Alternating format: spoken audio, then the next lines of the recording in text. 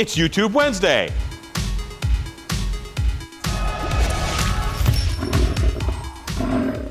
This is a painting video. I haven't done one of these in a while.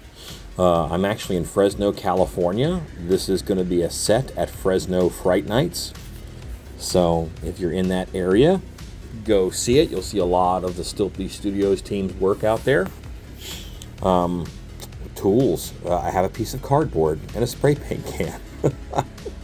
I'm high tech. So yeah, and I'm walking very oddly in this video, and that's because I'm walking on pallets that will become a dock. But right now they're just pallets, so there's a lot of holes, so it looks like I'm trying not to step in a hole. And where I could, obviously, I use the edge, like the between those two panels, I made that the edge of the door. On the other side, I made one of those edges the edge of the window. And then I'm doing these horizontal stripes, and that's going to be my wood grain. It also saves me a ton of paint. I don't have to paint the whole thing brown. I'm going for wood anyway, so I might as well leave some gaps and allow that to do the work of being the wood grain. And it looks a little rough, you know, in the beginning, but it comes together. That's how it goes, you know. I'm not worried about those lines being straight. It's supposed to be organic and wood. The door would be different. The door would have its boards going up and down. This is actually the second wall of this that I painted, and the first wall is on here, but it's around the side, and you'll see that here soon. But this one is the one I learned what I needed to on the side, and then I applied that to the front. Never work on your hero viewpoint first. First, I apologize for my foggy camera in this, but that's how my life is. It was not perfect. I forgot to clean off my lens. I do a lot of things. And you'll notice now there are floaties on the wall. Those are temporary. Someone helped me while I was at lunch. I knew I wanted those there, but I certainly didn't want all the ropes. But it's okay. They were removed easily. And see how the shading, I'm putting a little line, and then I'm shading a couple inches with the spray paint can, just by backing the spray paint can up. And that is allowing a nice shade to happen, which really helps separate those boards. I'll eventually highlight, and that helps pop another level of separation. But that board flap is exactly how, you know, that cardboard box flap is as wide as I want my boards to be, so that works out. And it has a factory straight edge and the edge that I cut with a straight razor, so one edge is straight and one edge is a little wavy. Nothing wrong with that. So now I'm going in with a foam brush, and I'm putting in hard black lines in order to make it look more like wood grain. I'm also putting in some knot holes. And I think this just really ups the realism of it. I've moved on to doing the white, which is highlights, and I'm also doing real blotchy curtains with that white inside the windows. And then I'm using, again, the chip brush. I did crossbars in the windows. And I was running out of light on that one. So this is the first wall that I did. This is the side wall. And you'll notice I did something different here, and I didn't like it. So I was able to change it when I did the hero wall. And you'll see what that big difference is in a minute.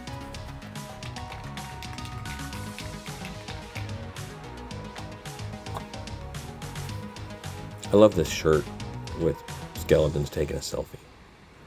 This is the color that I used up front and on this wall. And I start by just kind of modeling a little bit, and then I don't like that. So I go to an up and down. But those areas that you see the modeling, no one's going to notice by the time everything else goes on top. And I just end up going with up and down stripes, which is okay, but that's against the wood grain direction if I want those boards to lay horizontally. If I do the boards vertically, then this is the right way. But I see more instances of shacks with them going up and down, and I like them better. That was the best reference that I found.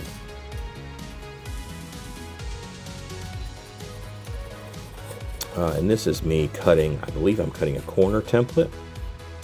It's a separate piece of cardboard that just has a hard corner on it. I don't quite need it yet.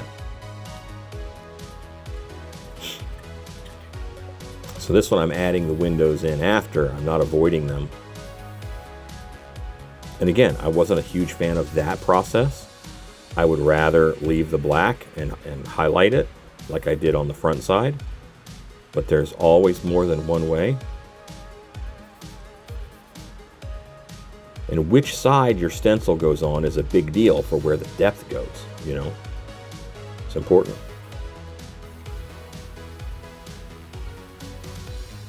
So that area got 2 layers of paint.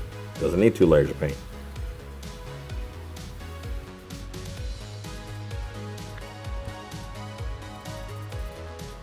And here I'm using just a piece of plywood as my stencil to go around and give that some depth. So it looks like that window is framed out. I did the same thing on the front. I just did it a little bit differently in a different order. And I definitely like the other one better. See how the grain is going up and down in the wood and the planks are going horizontally? That's not good. So this was a practice wall. I learned my lessons and I moved on. Did I redo this? No. It's not a main wall. It's barely visible. That's why you practice on somewhere that's not your hero wall. The hero wall has actors in front of it and a little scene happens there, so I want to make sure that that one looks right. And I didn't quite do as much shading on this one. I pretty much just did that first spray paint line, and I didn't shade it down as well. Here is the highlight. You got to pick which direction your light comes from. I'm calling it moonlight this time. And so that's where I'm going to do my highlight. Where would the moonlight catch it? And I really think that the highlight is what really pushes these into 3D.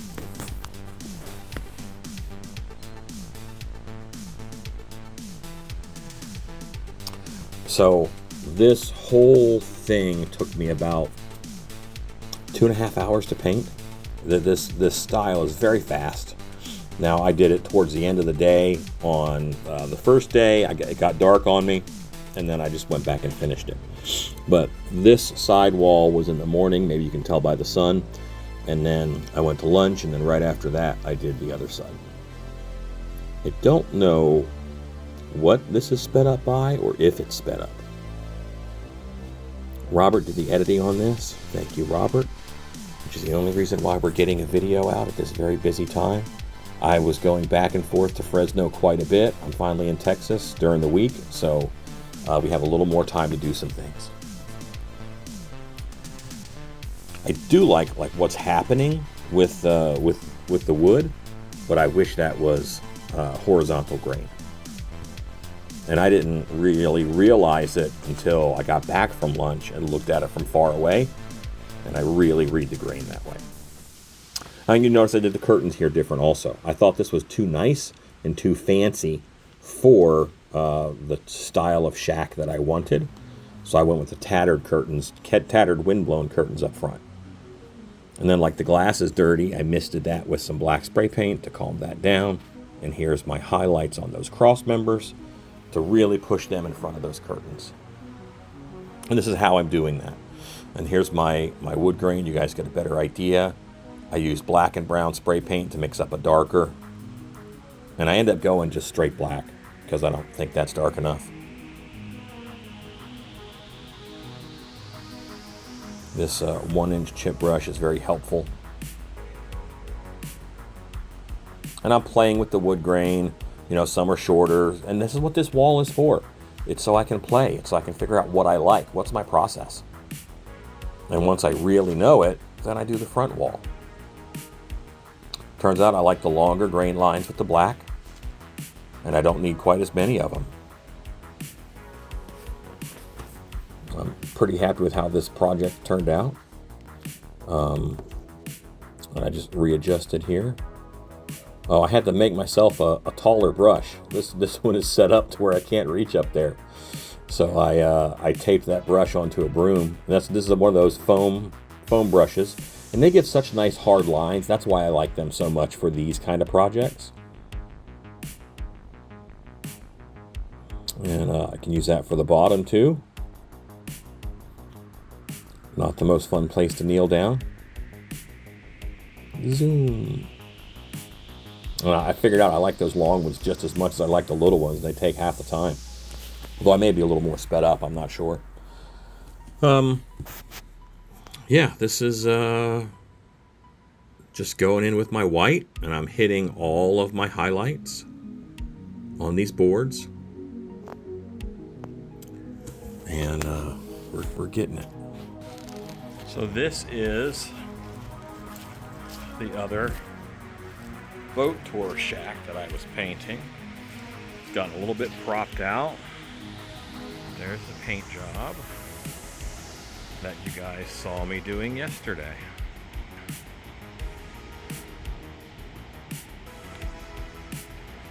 That's it in a lazy river, because we're doing a haunted house. Go make stuff! Hey guys, this is Robert. I edited this video, and I want to remind everybody to go follow us on Patreon. Join our Patreon. We got a lot of behind the scenes going on right now in the month of October. So yeah, go make stuff.